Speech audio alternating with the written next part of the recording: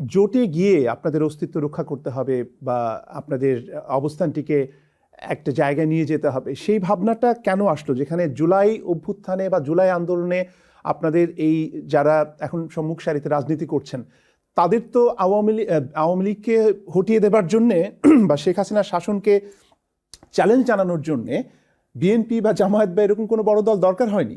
সেই যুদ্ধটা যেহেতু আপনারা একা করতে পেরেছেন, এখন কেন জোটের প্রয়োজন হচ্ছে? অভ্যুত্থানটা যেটা হয়েছিল একদম অর্গানিক ছাত্র জনতার অংশগ্রহণের মধ্যে দিয়ে, এবং এটা কিন্তু ওই সময় কোনো সুনির্দিষ্ট রাজনৈতিক দলের নেতৃত্বে অভ্যুত্থানটি হয়নি। তাহলে দুই প্রক্রিয়া। একটা হচ্ছে গিয়ে অভ্যুত্থান, গণ অভ্যুত্থান, যেটা চরিত্র আমরা দেখেছি সাংঘাতিকভাবে অর্গানিক।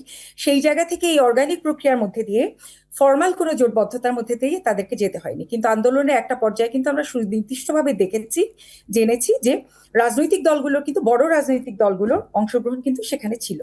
তাহলে আর একটা বিষয় আসছে হচ্ছে কি, পরবর্তীতে এই যে রাজনৈতিক দল তৈরি করার যে প্রক্রিয়া, দুটো প্রক্রিয়া সম্পূর্ণভাবে দুই ধরনের জিনিস। একটা যেটা বললাম যে শুরুতেই যে একটা অর্গানিক অভ্যুত্থানের যে প্রক্রিয়া, তার যে ধরন, তার যে ডাইমেনশন, সেইটা, আর একটা গণতান্ত্রিক রাজনৈতিক দল গড়ে ওঠার যে প্রক্রিয়া, এই দুটো আসলে কখনোই এক না।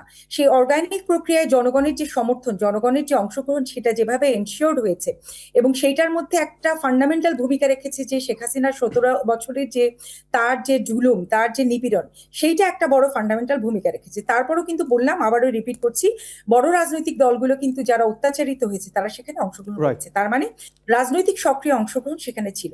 এবার আসি যে তাহলে আপনাদের একটা রাজনৈতিক দল তৈরি করার জন্য কেন এটা যাচ্ছে। এখন হাদির মৃত্যু কিন্তু এখানে একটা ভাইটাল রোল প্লে করেছে।